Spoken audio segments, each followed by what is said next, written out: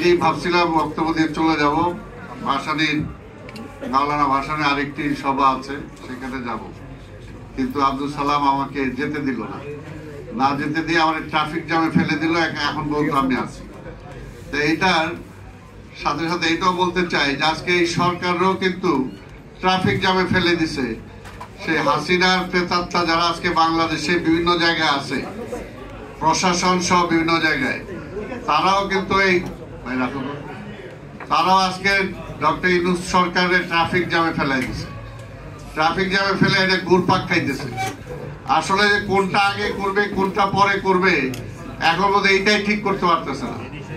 এটা তো সবচেয়ে লজ্জার ব্যাপার, সবচেয়ে দুঃখের ব্যাপার যে 5ই আগস্টকে কেন্দ্র করে যে ছাত্র জনতা যারা আহত হইল, পঙ্গু হইল, আজকে তাদেরকে মাত্র 3 মাসের ব্যবধানে তাদেরকে রাজপথে নেমে এসে তাদেরকে প্রতিবাদ জানাতে হচ্ছে।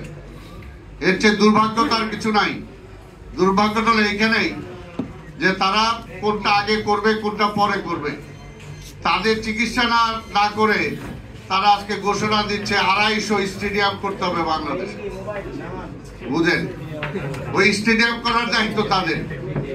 আরে বাবা, আপনাদের দায়িত্ব হলো একটা নির্বাচন করে, একটা গ্রহণযোগ্য নির্বাচন করে রাজনীতিবিদদের হাতে ক্ষমতায় ছেড়ে দেওয়া। আবার আরেক উপদেষ্টা দেখলাম বলতেছে রাজনীতিবিদরা সব কি হয়ে গেছে, বুড়া না, রাজনীতিবিদরা নাকি সব দুর্নীতিবাজ হয়ে গেছে। দুর্নীতিবাজ রাজনীতিবিদদের তো তারাই পালাই গেছে আওয়ামী লীগ। আর রাজনীতিবিদদের তো রাজনীতির ক্ষমতাই ছিল না। সংস্কার করলে ওই জায়গাটা করেন যে রাজনীতিতে যারা আইসা মাস্টারি করে, যারা খবরদারি করে, ওইটা যাতে না হয়। রাজনীতিটা যাতে প্রকৃত রাজনীতিবিদরা রাজনীতি করতে পারে সেটা সংস্কার করে। যার যার জায়গাটা আজকে সবাই সব কিছু করে শেষ সময় এসে রাজনীতি করতে চায়, এমপি হইতে চায়, মন্ত্রী হইতে চায়। দেশকে চালাবে সেটাকে আমি ডিসাইড করব, সেটা কি ইন্ডিয়া ডিসাইড করবে? এই কারণেই তো আমরা 17-18 বছর ধরে আমরা আন্দোলন করছি। আমাদের শত আমাদের শহীদ হয়েছে, হাজার গুম হয়েছে, লক্ষ আজকে মামলার আসামি। এখন পর্যন্ত এই সরকার আসার পরও তার কাছে আমাদের মামলা উঠানোর জন্য দেন দরবার করতে হচ্ছে। কেন করতে হচ্ছে? আজকে যদি কথাটা একটু সত্য হলে একটু কঠিন লাগতে পারে, প্রফেসর ইউনূস সাহেবের মামলা যদি একদিনে উইথড্র হইতে পারে, তাহলে কেন তারেক রহমানের মামলা উইথড্র হবে? আজকে যেমনি এই সরকার বাস্তবতা, এই সরকারকে যেমনি দেশে দরকার, আমরা চাই এই সরকার সফল হোক, ঠিক তেমনি ভাবে আজকে আধিপত্যবাদের বিরুদ্ধে যদি রাজনৈতিক প্রতিরোধ গড়ে তুলতে হয়, তাহলে তারেক রহমানকেও দেশে দরকার। আধিপত্যবাদের ইসের আবার মাথা ফুসফুস করতেছে।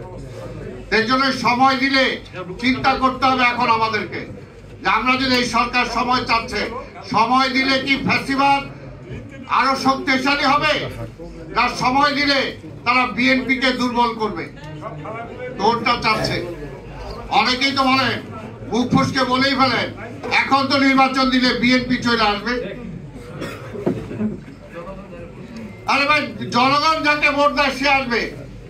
হাসিনাও তো এর জন্য একটা নির্বাচন দেয় নাই, নিজে পরিষ্কার করে বলছে, পরিষ্কার আমি ভোট দিব ওই তারেক আইসা দেশ চালাইবো, এটার লেগে।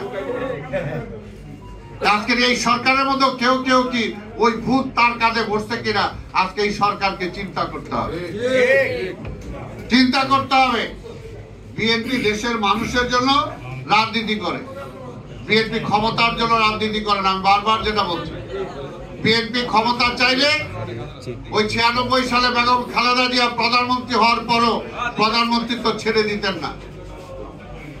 যদি বিএনপি ক্ষমতায় চাইতো এই 5ই